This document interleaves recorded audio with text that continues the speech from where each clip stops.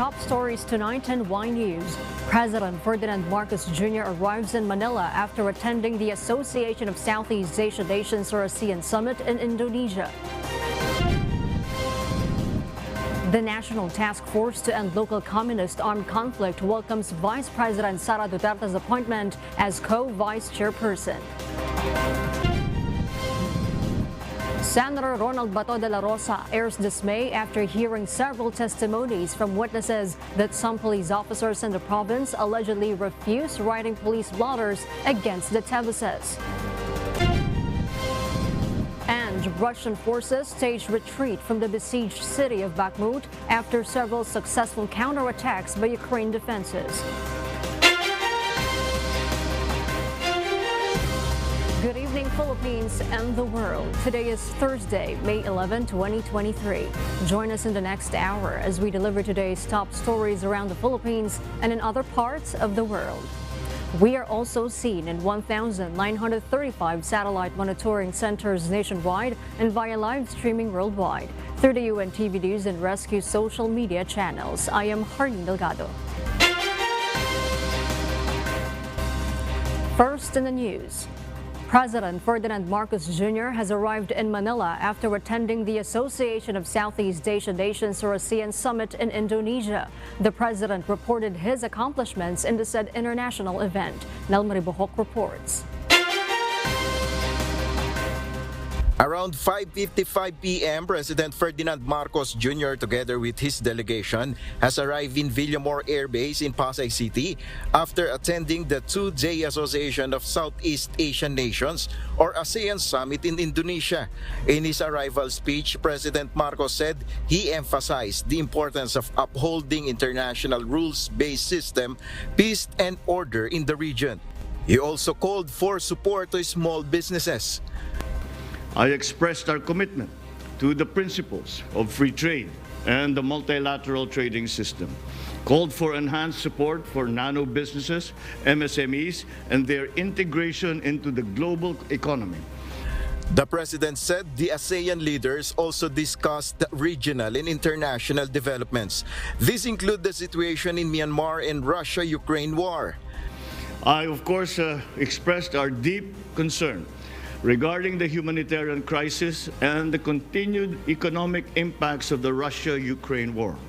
This contributes to global food and energy insecurity. The chief executive also discussed the issue on the South China Sea.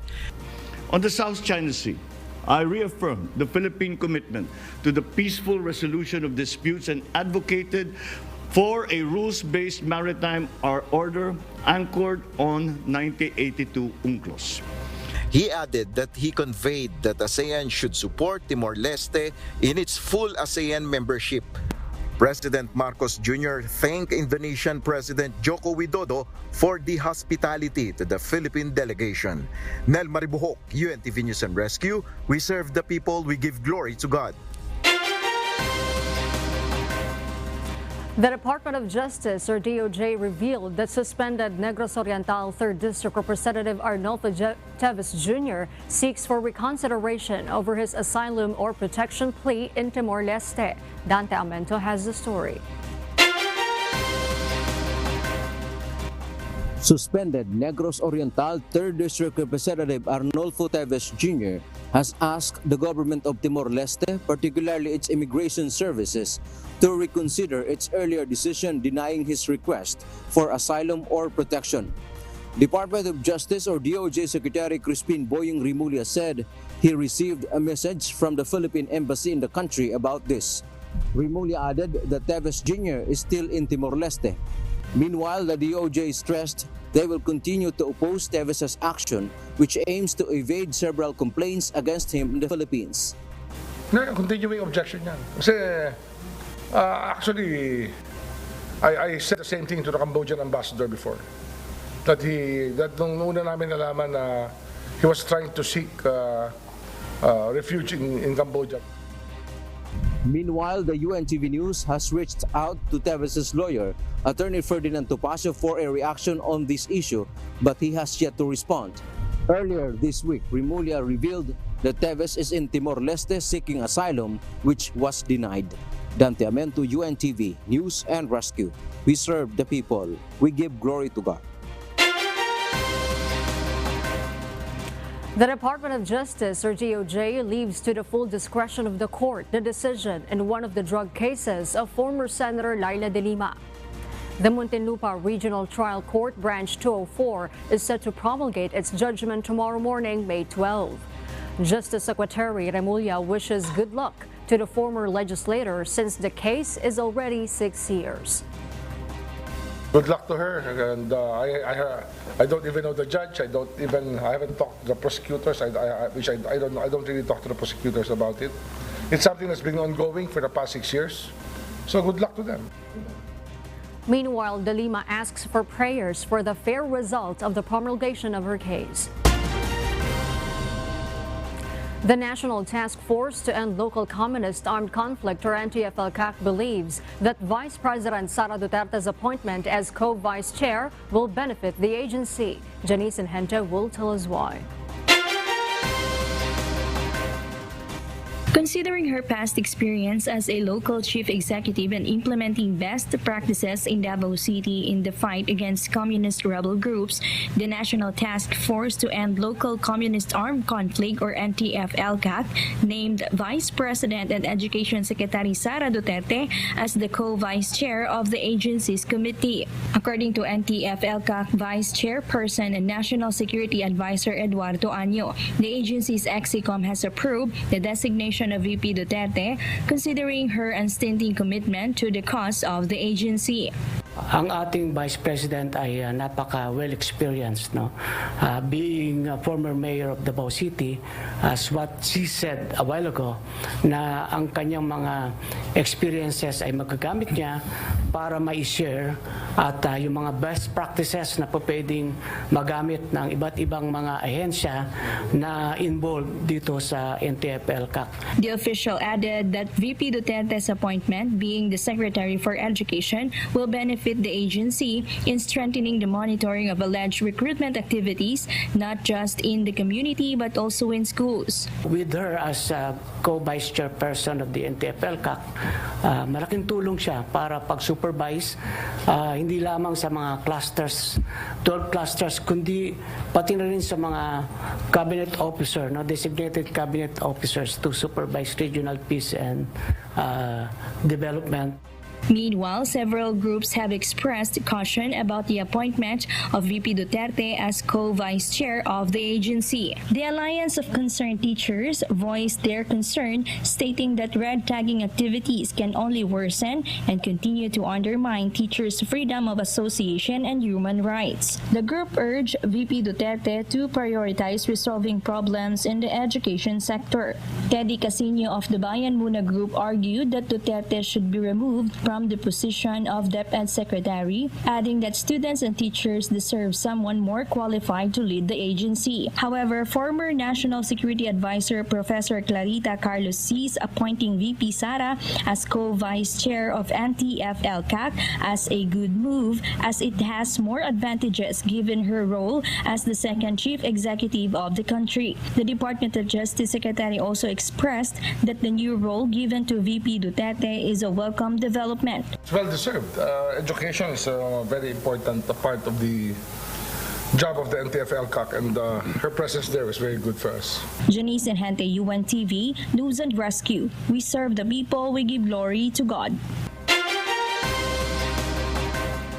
More than 3,000 student permit applicants have availed the free theoretical driving course offered by the Land Transportation Office. JP Nunez will tell us why. The Land Transportation Office, or LTO, has conducted the rollout of a nationwide 2-day free theoretical driving course, or TDC, for student permit applicants, coinciding with their 111th founding anniversary. Based on the data from the LTO, more than 3,000 student permit applicants have availed themselves of the free TDC across all regional offices of the LTO. So ito pong ginagawa natin na TDC ay binibigay po natin at ino-offer po natin sa public, no, na gustong mag-apply for student permit, na libre po ito. Those who have attended today will also attend the last session tomorrow to complete the 15-hour requirement for the TDC.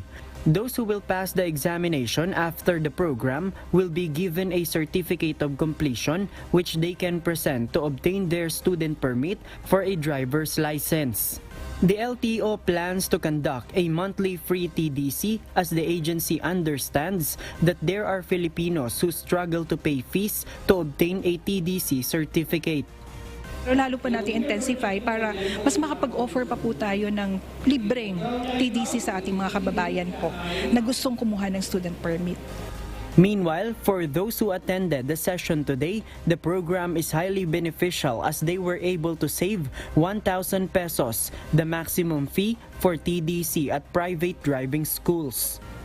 Since first-time job seeker din ako and I just graduated recently, wala rin naman akong means for income and naghanap din ako ng trabaho. Malaking benefit siya specifically sa akin kasi libre na siya. Malaki po yung benefits niya sa akin kasi po graduating students po ako and marami po kaming bayarin sa school and financial problem po. The LTO advises the public that if they want to apply for the free TDC, they should visit authorized LTO offices or official social media pages to avoid fixers. JP Nunez, UNTV, News and Rescue. We serve the people, we give glory to God. And for our news abroad. With several successful counterattacks by Ukraine defenses, Russian forces were reportedly retreating from areas of conflict in Bakhmut. Paul Getchalian details why live. Good evening, Paul. Good evening, Giona. The Ukrainian Ground Forces Commander Oleksandr Syrsky reported the Russians retreat from one of the longest-running battles in the Ukrainian-Russian war, set at the city of Bakhmut, home to 70,000 before the war. Russian troops were seen returning to the eastern Donetsk region 2 kilometers away from the battlefront, not being able to withstand the Ukrainian defense, Commander Syrsky stated. Public displays of frustration have been shown by the Russian paramilitary group known as the Wagner Group due to the lack of resources they are being provided, so they have had difficulty maintaining a battlefront. Threats of the Wagner Group withdrawal have also been made by the founder, Yevgeny Prigozhin, towards the Defense Ministry demanding more ammunition. Meanwhile, the Wagner founder released a video questioning the ability of Moscow to defend the country, warning them that Ukraine is planning for an offensive. Back to you, Jonah. Thank you, Paul, for that live report. We'll share more global stories with you later, but for now, back to you, Harleen. Thank you, Giona. For those watching our live streaming on YouTube, please click the subscribe button you see on your screen and ring the bell for notification. You may also follow us on Facebook. As the Senate sums up its investigation into the Negros and Negros killings, a senator warns police members in the province for not entertaining complaints allegedly out of fear of the Teveses. This report will tell us why. After 5 long hearings, the Senate Committee on Public Order and Dangerous Drugs wraps up its probe on the assassination of Negros Oriental Governor Roel Degamo and other killings in the province. During the final hearing, Senator Ronald Bato de la Rosa expressed dismay after hearing several testimonies from witnesses that some police officers in the province allegedly refused writing police blotters from complaints that are against the Teveses out of fear. Kinuha yung susi ng motor ko, sir. Paano na ito? Yung mga gwardiya na nagkaganon ng baril. Yung ginawa ko, sir, umiyak ako. Pagdating ko sa police station, sir, padang alas 6 ng gabi, nagpa-blatter ako, sir. Di ba tinanggap itong blatter ko, sir? Primero, tinanggap, in-entertain ako. Nung malaman niya na si Matthew Teves yung nakakuan ko sa Kapitolyo, hindi ako pinansin, sir. Yung pulis ng Negros ay takot talaga sa mga Teves. Gusto kong harap-harapan tanggalan ng tsapa. Hindi porke Teves ang ipapablatter, ayaw na niyong tanggapin. Napakalaking ginagawa ng pulis na ganun. Paano na lang yung to serve and protect natin? To serve and protect the Teves? Yun bang gusto niyong palabasin doon? Or to serve and protect the people? Meanwhile, Shaton Negros Oriental Mayor Fritz Diaz denies the allegation that he harassed another resource person, Jerome Nalam, who used to work with Governor Degamo. Totoo yun, Mr. Chair, but the harassment is not true. I approached him, mag-abot kami doon, nakita ko siya, parang lumuda ako, sinabi ko sa kanya, napatay niyo si Gov, pero hindi niyo talaga ako napatay. Tapos yung isang tao, yung kilala na ka-brown, tumapit, siya yung sumigaw. Sinugod ako ni Mayor Fritz. Dinuro kanya ako. Sabi niya, kung sa Bisaya pa, nilampos mo pagpatay ni Digamo, pero wag mo nilampos pagpatay na ako. Grabe ding harassment para nako. Pero, for the record, there was no physical contact.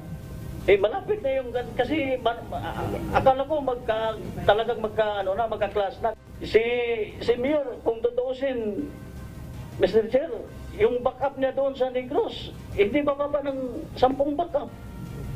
Of course, para hindi kami mapatay. Patapusin mo na ako. That's why we're here in the Senate halls, Mr. Chairman, to seek justice. Kung ang utak namin is warlord, pagkamatay agad ni Digamo, pareho naman kaming may mga kamay. O hindi namin dumiretso, pagpatayan na lang kami doon. But, hindi po. Nandito kayo para pakinggan natin, hindi para magsakitan, hindi para mag-away. After this hearing, wala na sana kayong kontak, ha? Huwag niyong lapitan. Huwag kayo maglapit. De La Rosa directed the Office of the Senate Sergeant-at-Arms to investigate the matter. He also asked the PNP Negros Oriental to provide security to both parties. Now that the Senate investigation has been terminated, the panel is expected to come up with a report containing its recommendations. Earlier, De La Rosa cited possible legislative measures as a result of the probe, including the amendments to the local government code to ensure that the authority to appoint police provincial directors will be with the Philippine National Police and not with local government officials. De La Rosa also sees the possible enactment of laws that will eradicate private armies, monitor dishonorably discharged military personnel, and update standard operating procedures of the police in handling public complaints. Horadine Delgado, UNTV News and Rescue. We serve the people. We give glory to God. A lawmaker wants the Senate to look into the mandated use of biofertilizers. Senate Deputy Minority Leader Risa Hontiveros filed Resolution number 608 seeking to investigate the memorandum order issued by the Department of Agriculture or DA that establishes guidelines for the distribution and use of biofertilizers to increase rice production. The senator says the probe is to prevent a repeat of the 2004 fertilizer fund scam. The senator says there is a need to look into the basis of the memo, whether the price of fertilizer and the cost of urea per bag are indeed high enough to warrant the mandating of biofertilizer use. Hontiveros also called for a study to determine if biofertilizer is indeed more cost-effective and increases rice farmers' yield. The prices of onions in the market are now increasing. The Department of Agriculture is currently assessing how much the country needs to import this year. Ray Pelayo will tell us why. Prices of red onion in Metro Manila markets today ranges from 160 to 200 pesos per kilogram. This is about 60 pesos higher compared to the price only last month. According to farmers, harvest season is almost done. Yung sibuyas po ngayon sa palengke, galing na po sa cold storage facility natin. Meron na pong narigdag na mga costing doon sa pagpapasok sa cold storage facility. Kaya po, medyo tumaas na po. Based on the inventory of the Bureau of Plant and Industry, the country has almost 13,000 metric tons of white onion that could last until September. Red onion stock is more than 98,000 metric tons that can be lasted until November. Agriculture spokesperson Assistant Secretary Cristina Evangelista said that they will assist farmers for logistics to minimize the cost of transportation to market. They will also directly link farmers to institutional buyers to remove the layer of traders. Last year, the price of onion reached 700 pesos per kilogram. DA assures that they will make sure that this won't happen again. Yun po ang ating iiwasan at kaya po tayo gumagawa ng mga hakbang to ensure that we have enough supply, both local and at kung kailangan po tayo mag-angkat base po sa demand ng ating consumers. At the same time po, sinasaalang-alang din po natin yung pangangailangan ng ating mga institutional buyers. Ray Pilayo, UNTV News and Rescue, we serve the people, we give glory to God. Power rates for the current billing month will increase by over 18 centavos according to the Manila Electric Company or Meralco. Meanwhile, power rates may further increase due to higher demand and the possible effects of El Nino. Bernadette Tinoy will tell us why. The Manila Electric Company or Meralco announced the higher electricity rate for the May billing. According to Meralco spokesperson Jules Dariaga, the adjustment of the rate rose to 0.1761 centavos per kilowatt hour. The rate increase is caused by the higher wholesale electricity spot market or WESM and power supply agreements or PSA. This means that a family consuming 200 kilowatt hours will experience an increase of 35 pesos. Meron po tayong pagtaas na 17.61 centavos per kilowatt hour, or to round it off, it's 18 centavos per kilowatt hour. Ang bahagyang pagtaas na singil sa kuryente ay dulot ng mas mataas na generation charge ngayong buwan. The power distributor added that rates may further increase in the coming months due to higher demand and the end of deferred generation costs. Matatapos this May yung collection of the installment nung deferred generation costs from March. Households are seeing it as a 87 centavo deduction in their bill. So that deduction will stop beginning June. Beginning the June bill. So that will be reflected in the June bills of customers. Larry Fernandez, the head of Meralco's utility economics, stated that the impact of El Nino might also contribute to an increase in power rates in the country. Pwedeng less rainfall, which will affect the hydroelectric plants na malaki pa rin component ng supply sa Luzon grid.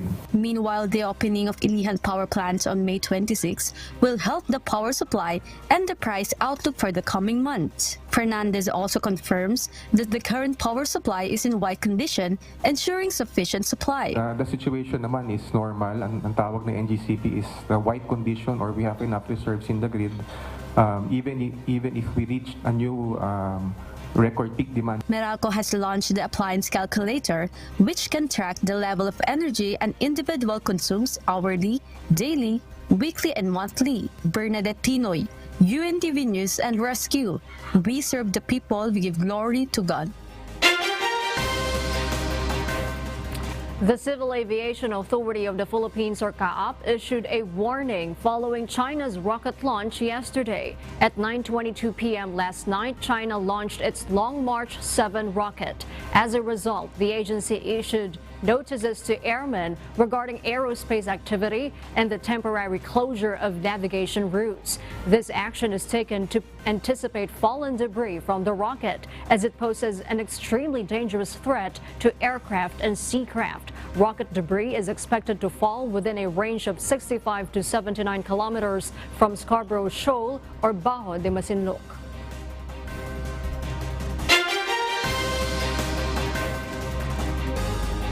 Australia's Trade Minister Don Farrell flew to China to meet with his Chinese counterpart in the hope to end the ongoing trade war between the countries. Neressa Danda will give us the details live. Good evening, Neressa. Good evening, Giona. Early this morning, Australia's Trade Minister Don Farrell, the second senior minister to have flown over to China after the diplomatic freeze on Australia was lifted in June 2022, meets with his Chinese counterpart Wang Wentao. Following the lift on diplomatic freeze, China slowly opened up its top-level communication with Australia. Farrell's visit to China is aimed at full resumption of Australian exports to China without any impediments after coal exports to China has resumed. In 2020, China has imposed higher tariffs on Australian wine, beef, barley, coal, seafood, seafood, and timber, but recent talks between the two countries saw China agreeing to an expedited review of the imposed 80.5% tariff on barley. In return, Australia has temporarily suspended its appeal to the World Trade Organization over China's high tariffs. China continues to be Australia's largest trading partner with $195 billion worth of estimated two-way trade in goods value last year through iron ore export from or to Australia. Back to you, Giona. Thank you, Nerissa, for that live report. As Title 42 nears its expiration, President Joe Biden's administration is urging asylum seekers to voluntarily return to Mexico. Jane Robles tells us why. Migrants from Cuba, Venezuela, Nicaragua, and Haiti are offered the chance to avoid denial and deportation under the new United States policy set to be implemented later this week if they choose to voluntarily return to Mexico. Asylum seekers who will choose the voluntarily single return plan will be eligible for the parole process, according to the script of asylum officers that is part of the U.S. Citizenship and Immigration Services training materials. The script obtained by the Times further explained that migrants can also apply for legal entry into the U.S. if they have a financial sponsor and can pass security checks. Migrants who choose this path are also warned that if they fail their initial asylum screening, they could be deported and barred from the United States for 5 years. Meanwhile, the Department of Homeland Security confirmed that those who have verified sponsors in the U.S. will continue to be allowed to apply to enter the country legally. Those who can apply from anywhere, however, are mandated to pass strict background checks, as sponsors also required to financially support them for the 2-year period they are allowed to stay in the U.S. Furthermore, in a press conference, Department of Homeland Security Secretary Alejandro Mayorkas said there was a reduction of irregular migrants last year. We have seen the effectiveness of our approach. More than 100,000 people from Cuba, Haiti, Nicaragua, and Venezuela have arrived lawfully through the pathway we have made available to them. And we reduced border encounters from these groups by 90% between December of last year and March of this year. Jane Robles, UNTV News and Rescue. We serve the people. We give glory to God. And those are the reasons behind the news in other parts of the globe. I am Gianna Pravado, live from London, United Kingdom. Good evening.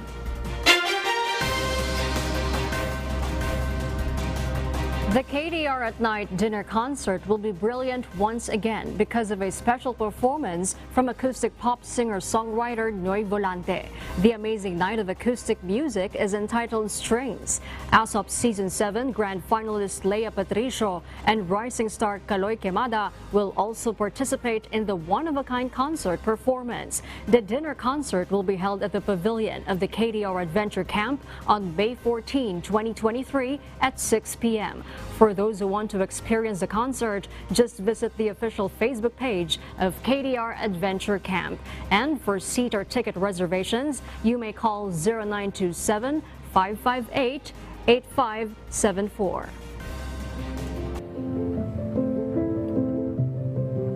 Our Kasangbahay. As the world faces these trying times amid the pandemic caused by coronavirus, we are inviting everyone to join the global prayer for humanity.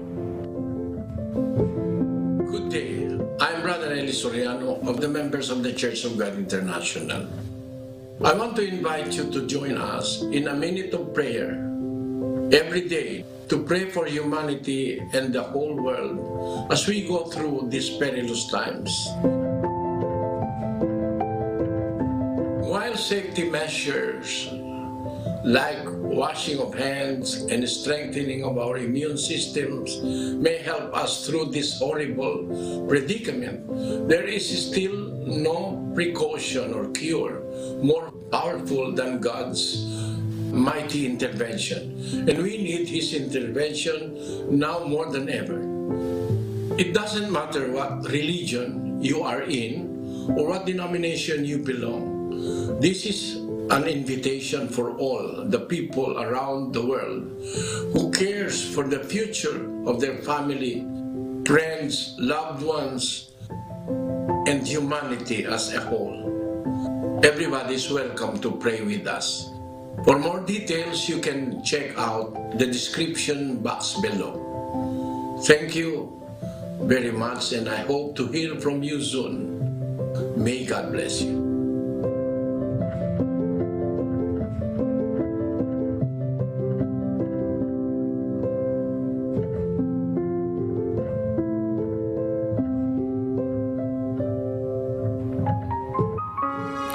Before we close, we will leave you with a word, giving glory to God. From the book of 3 John, chapter 1, verse 11, it says, Beloved, follow not that which is evil, but that which is good. He that doeth good is of God, but he that doeth evil hath not seen God.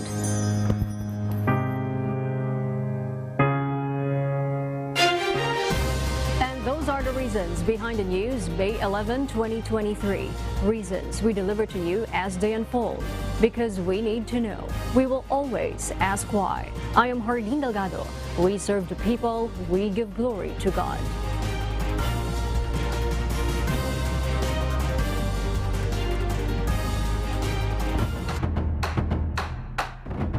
I expressed our commitment to the principles of free trade and the multilateral trading system, called for enhanced support for nano businesses, MSMEs, and their integration into the global economy. I, of course, expressed our deep concern regarding the humanitarian crisis and the continued economic impacts of the Russia-Ukraine war. This contributes to global food and energy insecurity. On the South China Sea, I reaffirmed the Philippine commitment to the peaceful resolution of disputes and advocated for a rules-based maritime order anchored on 1982 UNCLOS. Continuing objection yan. Kasi actually, I said the same thing to the Cambodian ambassador before. That nung una namin nalaman na he was trying to seek refuge in Cambodia. Ang ating Vice President ay napaka well experienced, no? Being a former mayor of Davao City, as what she said a while ago, na ang kanyang mga experiences ay magagamit niya para ma-share at yung mga best practices na pwedeng magamit ng iba't ibang mga ahensya na involved dito sa NTF-ELCAC. And with her as co-vice chairperson of the NTF-ELCAC, malaking tulong siya para pag-supervise hindi lamang sa mga clusters, 12 clusters, kundi pati na rin sa mga cabinet officer, no, designated cabinet officers to supervise regional peace and development. Pagdating ko ng police station, sir, padang alas 6 ng gabi, nagpa-blatter ako, sir. Di ba rin tinanggap yung blatter ko, sir? Primero, in-entertain ako. Nung malaman nga na si Matthew Teves yung nakakuan mo sa Kapitolyo, hindi ako pinansin, sir. Yung pulis ng Negros ay takot talaga sa mga Teves. Gusto kong harap-harapan tanggalan ng tsapa. Hindi porke Teves ang ipapablatter, ayaw na niyong tanggapin. Napakalaking yung ginagawa ng pulis na gano'n. Paano na lang yung to serve and protect natin? To serve and protect the Teves? Yun bang gusto niyo palabasin doon? Or to serve and protect the people?